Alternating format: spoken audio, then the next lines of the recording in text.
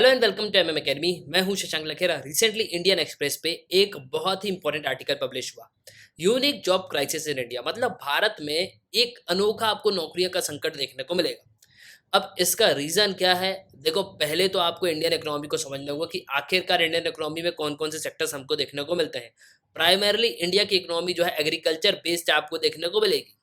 आप जितने भी लोग इस वीडियो को सुन रहे होंगे, आप में से जो आज की नहीं तो कुछ पुरानी पीढ़ी जो होंगी, वो एग्रीकल्चर ही से जो है बिलोंग करती होंगी। उनके जो फादर मदर है वो एग्रीकल्चर ही यहाँ पे करते होंगे। ठीक है। तो मेनली अगर आप देखोगे तो इंडियन इकोनॉमी जो है मेनली जो बेस्ड है वो एग्रीकल्चर पे बेस्ड है। अब देखो, ये आर्टिकल है explain India's unique job crisis. अब देखो, यहाँ पे ये कहा जा रहा है कि एग्रीकल्चर में आज के समय कुछ कमी जो है हमको देखने को मिल रही है। मतलब एम्प्लॉयड तो लोग हैं, लेकिन जो ट्रांसफॉर्मेशन है ना वो भी वीक होता जा रहा है। इसके अलावा जो फार्मर्स हैं, जो पहले फार्मिंग करते थे, वो कंस्ट्रक्शन की तरफ, कंस्ट्रक्शन साइट की तरफ मूव हो गए। इसके अलावा जो और भी इकोनॉमी जो फैक्ट्रीज हैं उनकी तरफ जो है यहाँ पे मूव हो गए थे। लेकिन फिर भी आप बोलोगे कि आखिरकार जो ये ट्रांसफॉर्मेशन हो रहा है, मतलब जो लोग एग्रीकल्चर से यहाँ पे दूसरे सेक्टर्स में जा रहे हैं, तो इसका रीज़न क्या है? इसके अलावा जब ये दूसरी जगह जा रहे हैं तो क्या वहाँ पे नौकरियों की कमी है? तो जी हाँ, वहाँ पे आपको नौकरियों की कमी देखने को मिलेगी। इसलिए यहाँ पे ये कहा जा रहा है कि एक यूनिक तरीके का जो है जॉब क्राइसिस है। हालाँकि देखो, एग्रीकल्चर करने वाले जो लोग हैं उनकी कमी हमको देखने को नहीं मिल रही है। अगर आप ग्राफ देखोगे तो आपको समझ में आएगा कि लोग एग्रीकल्चर करने वालों की जो है हमको कमी देखने को नहीं मिल रही। लेकिन जो एग्रीकल्चर से ट्रांसफ़ॉर्म हो रहे हैं, उनके लिए जॉब का जो है संकट देखने को मिल रहा है। अब वो इसलिए हो रहा है क्योंकि वो स्किल्ड नहीं है, क्योंकि वो अनस्किल्ड है। अब आप चाइना से अगर कंपैरिजन करोगे तो चाइना में आपको स्किल्ड लेबर देखने को मिलेगी और भारत में आपको अनस्किल्ड लेबर देखने को मिलेगी। इंडिया के पास लेबर बहुत ज़्यादा है, लेकिन सिर्फ कमी है स्किल की। डिस्कस करेंगे हम इस टॉपिक को, काफ़ी कुछ जो है आपको जानने को मिलेगा। यूपीएससी के पॉइंट ऑफ व्यू से काफ़ी सारे पॉइंट जो है आपको मिल जाएंगे।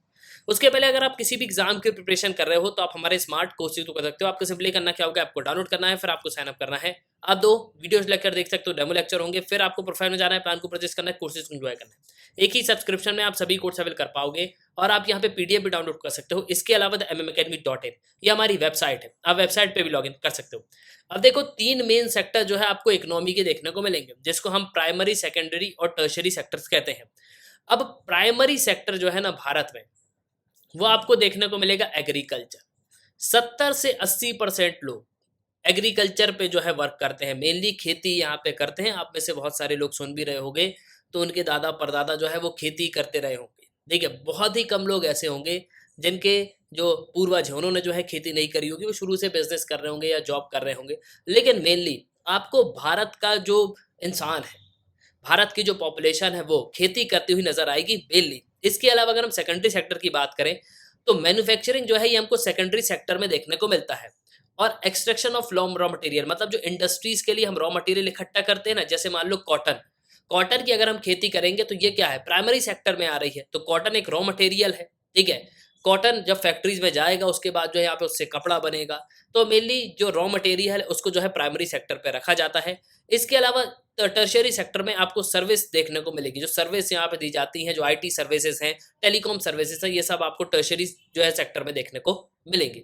अब देखो, हो क्या रहा है आज के समय कि इंडिया में जो पॉपुलेशन है वो बढ़ तो रही है और एग्रीकल्चर के जो लोग हैं वो भी जो है यहाँ पे बढ़ रहे हैं। लेकिन अगर आप लेबर देखोगे ना, तो ये जो है हमको काफ़ी बढ़ती हुई नजर आ रही। भारत के पास सरप्लस मात्रा में लेबर है, लेकिन सिर्फ कहानी यहाँ पे ये है कि वो जो है अनस्किल्ड है, इसलिए उनको दूसरी जगह जो है जॉब यहाँ पे नहीं मिल पा रही। और ऐसा कहा जा रहा है कि ये एक मेजर पॉलिसी फेलियर है गवर्नमेंट का। अब क्या ये कहना यहाँ पे सही होगा? तो आगे के फैक्ट्स यहाँ पे जान लो पहले।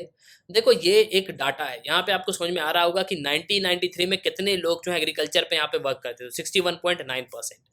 92 में 59.7%। ये 1999 से 2000 के लगभग का है। ये 2004 से 5 तक का है तो 58%, फिर 47%, 41.4, 44.3 और 44.8। अब देखो, इसी बीच कोविड-19 आया था 2019-20 में, तब यहाँ पे 44.3% लोग थे।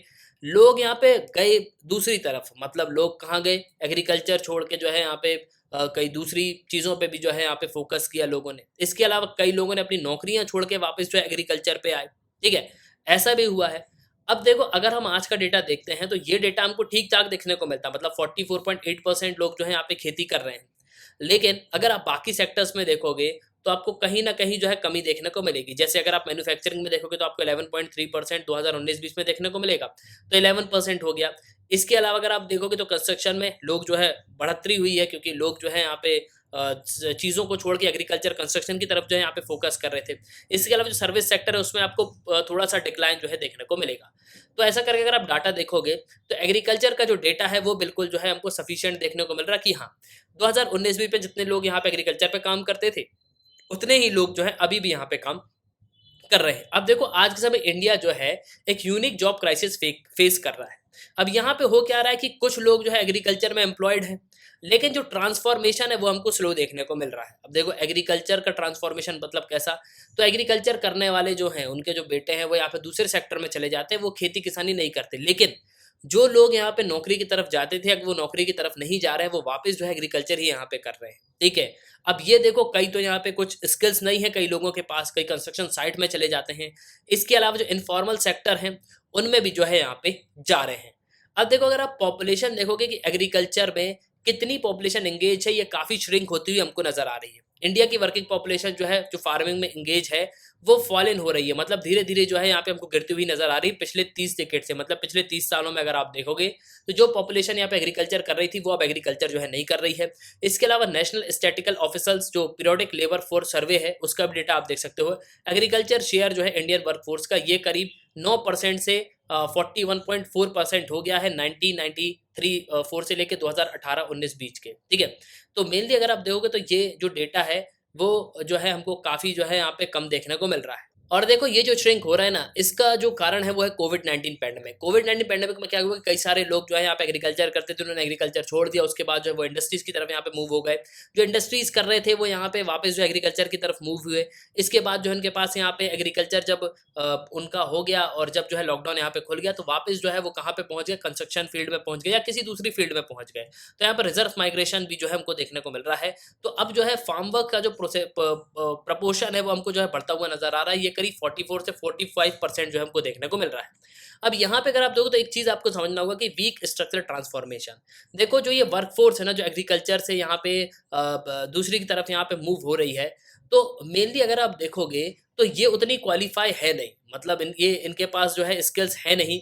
तो यहाँ पे एक स्ट्रक्चरल ट्रांसफॉर्मेशन जो है हमको देखने को मिल रहा है। अब ये जो ट्रांसफॉर्मेशन है इसको नुट्स प्रोसेस भी कहा जाता है।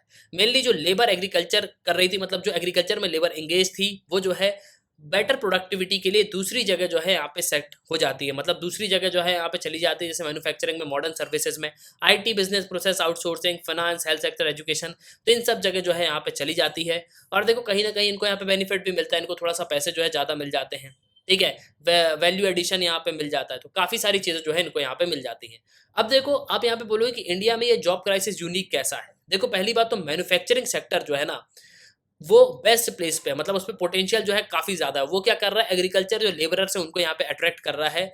लेकिन जॉब्स की जो है कमी है कहाँ पे? मैन्युफैक्चरिंग सेक्टर में। मैन्युफैक्चरिंग सेक्टर में जहाँ पे एग्रीकल्चर से लोग जो है ट्रांसफॉर्म हो रहे हैं, क्योंकि देखो कहीं ना कहीं एग्रीकल्चर में पैसा नहीं मिल रहा लोगों को, पैसा जो है रुकता है प्रॉपर। यहाँ पे बारिश भी नहीं हो पाती, पानी भी नहीं मिल रहा है। इसके अलावा बहुत सारी चीज़ें जो हमको एग्रीकल्चर सेक्टर में देखने को मिल रही हैं। तो लोग यहाँ पे सेफ और सिक्योर जो है नौकरी देखते कि भैया कम पैसा मिलेगा, लेकिन हमें जो है कोई भी दिक्कत नहीं होगी।